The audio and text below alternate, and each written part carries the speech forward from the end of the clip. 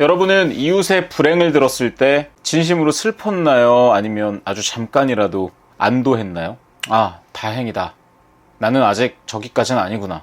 김혜란의 소설집 안녕이라 그랬어는 사랑 이야기 아닙니다. 이웃 이야기 아닙니다.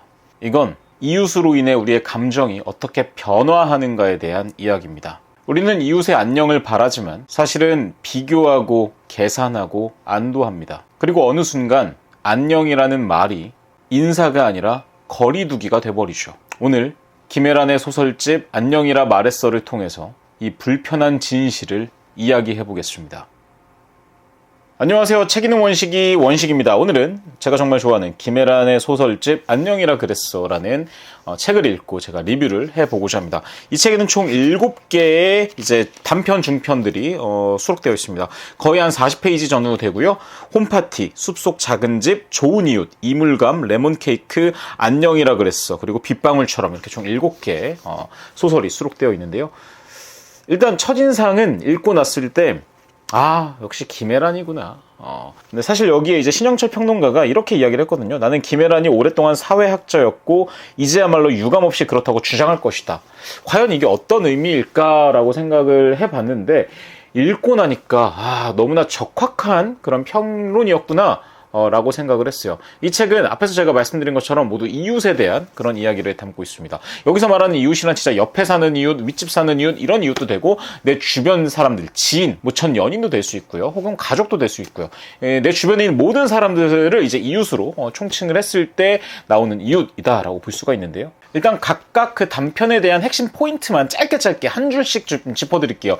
각각도 사실 비평으로 들어가고, 사실 제가 비평을 할 수 있는 사람도 아니고 저는 그냥 책을 좋아하는 사람이니까 그냥 제가 읽은 감상을 이야기를 하더라도 한 편 한 편 너무 길어지니까 그냥 짧게 제가 좀 이야기를 해보자면, 일단 첫 번째 홈파티는 초대받은 자리에서 발생하는 미묘한 계급의 공기, 그리고 거기에 이제 어울리는 친절, 예의, 센스가 어떻게 사람의 마음을 찌르는지 이걸 보여주는 것 같고요. 그 다음에 이제 두 번째 숲속 작은 집은 여행지, 이제 약간 제가 봤을 때 에어비앤비인 것 같아요. 다른 나라로 놀러간 이제 두 젊은 부부가 자신의 그 숙소를 청소해주는 그 이제 직원들에게 팁을 주거든요. 직원에게. 이런 내용을 통해서 내가 어떤 사람인지를 좀 들춰내는 그런 이야기다라고 볼 수 있을 것 같습니다. 선의처럼 보이는 행동에 붙은 가격표를 정면으로 바라볼 수 있고요. 그 다음 세 번째 좋은 이웃은, 이웃이라는 말이 따뜻하기만 한 건가? 비교, 박탈, 연민의 정서가 얼마나 폭력적일 수 있는지, 거기에 이제 실질적인 전세, 집, 이사, 이런 실질적인 이야기들이 나오는데, 이런 것들이 이제 또 감정의 어떤 엔진으로 작용을 하게 되고요. 그 다음에 이제 네 번째인 이물감, 요 이제 소설은 관계 끝 이후에도 남게 되는 집착, 자기 혐오, 질투 같은 감정들이 목에 걸린, 우리 먹고 나면 약간 걸릴 때 있잖아. 그런 이물처럼 남는다는 그 감각을 매우 육체적으로 표현합니다. 실제로 SNS를 염탐하는 그런 내용도 나오기도 하고요. 되게 재밌죠. 그 다음에 이제 다섯 번째인 레몬케이크는 꿈을 위해서 산다라는 말이 얼마나 비싸고 또 얼마나 죄책감을 요구하고 얼마나 힘든 일인지, 이것을 가족의 부양, 자영업, 책임의 감정을 통해서 이야기를 합니다. 그리고 이제 여섯 번째 소설인 이 표제작 안녕이라 그랬어는 안녕이라는 말의 양면성을 가장 정교하게 보여줍니다. 그러니까 안녕이라는 말은 반가운 인사가 될 수도 있고 이별의 말이 될 수도 있고 오래 떨어진 사이에 안부가 될 수도 있잖아요. 그러한 양면성들을 아주 정교하게 변주해내는데요. 이렇게 생겨난 언어의 오해가 때로는 진심에 닿는 통로가 되기도 한다라는 것들을 보여주는 소설이고요. 그 다음에 이제 마지막 일곱 번째인 빗방울처럼은 사회적 사건, 구조적 폭력이 한 개인의 삶을 무너뜨릴 때 남는 사람이 무엇으로 다시 사라짐 혹은 살아감을 회복할 수 있는지, 마지막에 남는 건 거대한 해결이 아니라 한마디의 안부다 라고 이야기를 하는 그런 소설인데요. 마지막 소설이 사실 저는 따뜻했어요. 궁극적으로, 그러니까 이제 끝부분에 되게 마음이 아팠는데 따뜻했던 그런 소설이었다라고 볼 수가 있습니다. 이 7개의 소설을 통해서 김혜란 작가가 이야기하고 싶었던 말은 저는 딱 3가지라고 봅니다. 일단 첫 번째로 공간이 주인공일 수 있다. 그러니까 공간이 사실 배경인 거잖아요. 근데 이 7가지 소설에서는 공간이 되게 중요한 요소로 나옵니다. 이 공간이 계급, 관계, 불안을 드러내는 그런 장치로 작용을 하는데 이 공간들이 또 새로운 공간들이 없어요. 그냥 우리 일상 속 언제나 마주칠 수 있는 그런 공간들입니다. 그래서 되게 더 와닿았고요. 그 다음에 두 번째로 안녕이라는 말에 되게 표시적으로 쓴 이유가 있겠죠. 안녕이라는 말이 단순한 선의의 인사가 아니라 감정의 좀 복합체로서 작용을 하는 것 같다라는 생각을 해봤습니다. 그러니까 이 책에 다양한 이웃들이 나온다라고 했잖아요. 뭐 그 이웃들의 안녕을 빌 때 그게 단순한 따뜻함 뭐 이런 게 아니라 현대 어떤 비교사회, 경쟁사회에서 연민으로 작용할 수도 있고 질투로 작용할 수도 있고 수치로 비춰질 수도 있고 안도나 두려움의 덩어리로도 표류할 수 있다라고 볼 수 있는 그 분석을 좀 해봤는데 좀 와닿았었습니다. 그 다음에 김혜란 작가 특유의 아주 정밀한 생활감이 역시나 이 소설집에서도 여실히 묻어나서 좋았습니다. 큰 사건들이 나오지 않아요. 진짜 그냥 일상 속 사건들입니다.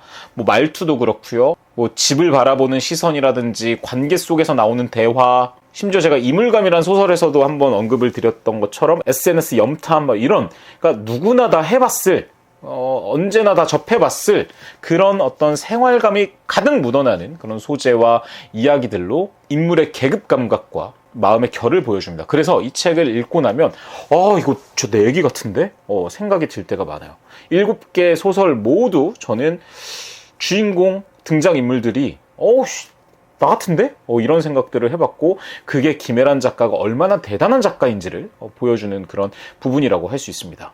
그리고 이 책은 뒷부분에 이제 신영철 평론가가 한 평론도 정말 백미인데요. 제목이 네 이웃을 네 돈같이거든요. 약간 성경 구절을 패러디한 것 같아요. 그 네 이웃을 네 몸같이 사랑하라 뭐 이런 구절이 있잖아요. 그걸 약간 패러디해서 우리는 과연 이웃을 사랑하는가 아니면 이웃을 돈의 기준으로 판단하는가 이렇게 바라보는 그 신영철 평론가의 평론도 정말 백미였는데요. 그 평론도 꼭 한번 같이 읽어보시는 걸 강추드리도록 하고요. 결국 이 책을 한 줄로 정리하면 저는 2020년대 한국에서 안녕을 묻는 일이 왜 이렇게 어렵고 하지만 왜 이렇게 중요한지 공간과 돈과 관계의 감각으로 증명하는 7편의 소설이다. 그 소설의 모음이다 라고 좀 이야기해 볼 수 있을 것 같습니다. 자, 그럼 제가 이 책을 읽고서 좀 인상 깊었던 구절 몇 가지 말씀을 좀 드리면요. 이물감이라는 소설의 163페이지고요. 기태의 하나만한 소리에 지수가 헛웃음을 지었다. 자기야, 근데 나이 드니 마음이 넓어지는 대신 얇아져서 쉽게 찢어지더라. 저도 이제 40이 넘다 보니까 진짜 어떤 부분에서는 마음이 넓어지고 있다라는 걸 느끼기도 하지만 되게 별것도 아닌 일에 상처를 받는 경우들도 생기는 것 같고 그 마음을 좀 얇아져서 쉽게 찢어지더라 이런 표현으로 좀 잘 구사해낸 게 아닌가 싶은 생각이 들고요. 그 다음에 같은 역시 이물감이라는 소설의 175페이지입니다. 사실 정신을 단속하는 일이라면 조금 자신 있었다. 나이 들어도 세상 소식에 귀를 열어두고 공부를 게을리하지 않으면 주변에 크게 패기치는 존재는 되지 않으리라 과신했다. 실제로 기태의 젊은 시절 꿈은 훌륭한 어른은 못 돼도 산뜻한 중년은 되는 거였다. 청결한 옷을 입고 타인과 적정거리를 유지하며 젊은 세대를 지지하고 주변에 해가 되지 않는 존재가 되는 것. 긴 시간이 지나 기태가 진심으로 놀란 건 자신이 어쩌면 그렇게 자신할 수 있었나 하는 생각에서였다. 기태는 자신을 둘러싼 좌표는 그대로 돼 나라는 점만 이동하리라 착각했었다. 점과 더불어 좌표도 같이 움직이는 데다 다른 그래프와 충돌하며 곡선과 직선이 찌그러지고 휠 거라 예상 못한 까닭이었다. 물론 나이 들어 좋은 점도 있었다. 젊은 시절 여기저기 빵가루처럼 지저분하게 흘리고 다닌 말과 마음들, 담백하지 못한 처신들, 쉽게 흥분하거나 화를 낸 뒤 엄습한 부끄러움 같은 건 이제 많이 줄었으니까. 경험이 많다는 건 경험을 해석했던 경험이 많다는 뜻이기도 하니까. 그런데 냄새는 헛구역질이나 트림은 해석이나 의지로 잘 막아지지가 않았다. 문제는 이제 겨우 시작이라는 거였다. 기태는 자신이 늙음에 대해 아는 것이 하나도 없음을, 안다 믿었던 것조차 실은 아닌 게 아니었음을 새삼 실감했다. 그러니 앞으로 남은 삶은 또 얼마나 혹독할까. 한 페이지 정도 되는 요 부분이 이물감을 정말 완벽하게, 저는 좀 감히 완벽하게라고 이야기할 수 있을 것 같아요. 그렇게 설명한 그 구절 이다, 문장들의 집합체다라고 볼 수 있을 것 같은데 정말 많이 와닿았었습니다. 여러분들도 어떤 감정이 드는지 한번 이 부분 댓글 남겨주시면 좋을 것 같고요. 그 다음 역시 이물감입니다. 이물감을 제가 좀 감명 깊게 읽었는데요. 177페이지입니다. 기태도 언젠가 본 적 있는 눈, 그 눈동자 속 온도와 빛을 보자 헤어질 무렵 자신을 응시하던 희주의 어떤 눈, 질문과 실망, 회의를 조용히 내비치던 또 다른 눈이 떠올랐다. 어느 땐 애써 예의를 차리느라 아무 말 하지 않아도 생각의 과정이 고스란히 노출돼 쉽게 탁해지곤 하던 눈빛이. 기태는 누군가를 바라보는 희주의 저 따뜻한 눈동자가 자신을 가슴 아프게 한다는 걸 깨닫고 조금 놀랐다. 아니 실은 스스로 어리둥절할 만큼 크게 놀랐다. 그러니까 이별하면 느끼게 되는 그런 감정을 이제 또 표현을 한 그런 구절이었고요. 역시나 이물감입니다. 183페이지인데요. 만일 조금이라도 그런 호감이 들면 그땐 그 사람 입을 보라고요. 입을요? 왜요? 차 대표의 관심에 흥이 난 여자가 말을 이었다. 입을 보며 상상하래요. 저 사람 지금껏 살아오면서 얼마나 뭘 많이 먹었을까. 나이를 막 추상적으로 받아들이지 말고 그려보래요. 저 사람 저 입으로 그 사이 엄청난 음식물을 처리하고 또 소화시켰겠구나 하고 그가 소화시킨 게 비단 음식뿐이기만 하겠느냐면서요. 그러니까 입을 바라보면서 그런 상상을 할 수 있다라는 김혜란 작가의 어떤 또 문학적 상상력을 볼 수 있었던 그런 구절이었고요. 그 다음 이제 레몬 케이크라는 소설의 204페이지입니다. 그동안 여러 어려운 일을 겪어왔지만 가끔 이런 자연 속을 거닐 때 나는 내가 다른 존재가 됨을 느낀다. 고통이 나를 압도할 때 나는 일부러 집 밖으로 나가 수백 년 된 나무들 사이를 걷는다.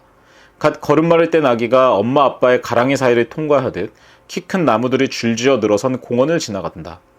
마치 거길 다 통과하면 내가 더 자라나기라도 할 것처럼. 그런 뒤 집으로 돌아와 세상의 고통을 해결해주는 자연 따위는 없음을 깨닫는다.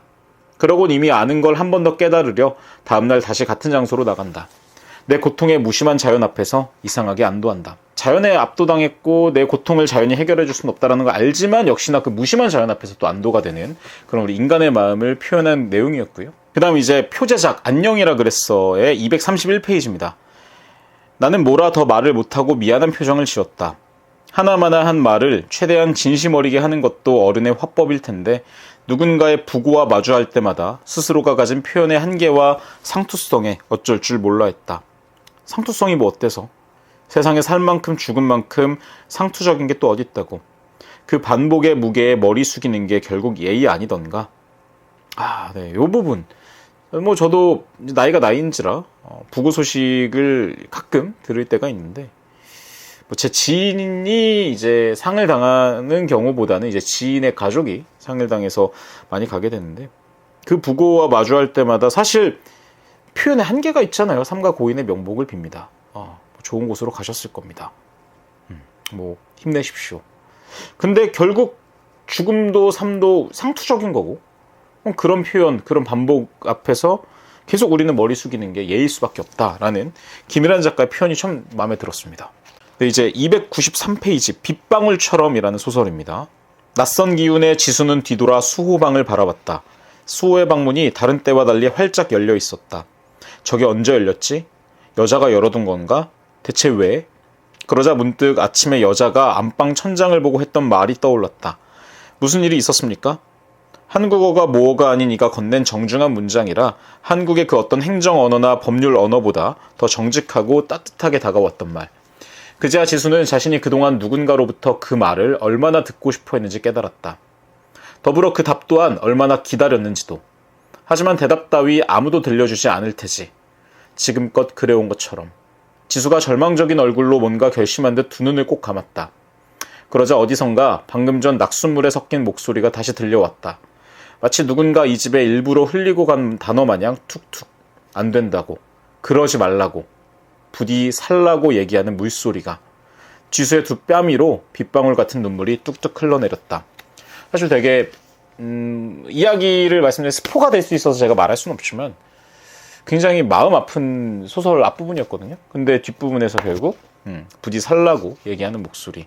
그러니까 이방인을 통해서 무슨 일이 있었습니까? 라는 그 말 한마디. 사실 따뜻한 말 한마디도 아니고 그냥 감정이 없는 그런 표현이었을 텐데 그거를 통해서 우리가 살아갈 힘을 얻게 된다라는 그런 내용들 되게 와닿았었고요.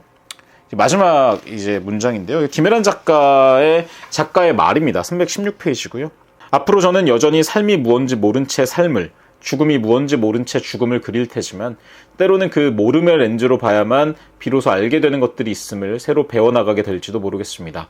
삶은 언제나 우리에게 뒤늦은 깨달음의 형태로 다가오니까요. 그쵸. 삶은 언제나 우리에게 뒤늦게 계속해서 깨달음으로 다가오게 되는 생각을 참 많이 하게 하는 작가의 말이었습니다. 정리하겠습니다. 우리는 이웃을 사랑한다고 말합니다. 하지만 우리는 정말 사랑하고 있었을까요? 아니면 비교하고 계산하고 질투하고 안도하고 있었을까요? 김혜란 작가의 소설 안녕이라 그랬어는 거대한 사건을 말하지 않습니다. 대신 묻습니다. 당신이 마지막으로 누군가에게 안녕이라고 말했을 때 그 말은 정말 따뜻했나요? 아니면 조금 차가웠나요? 지금까지 책 읽는 원식이었습니다. 대꾸알주 안녕.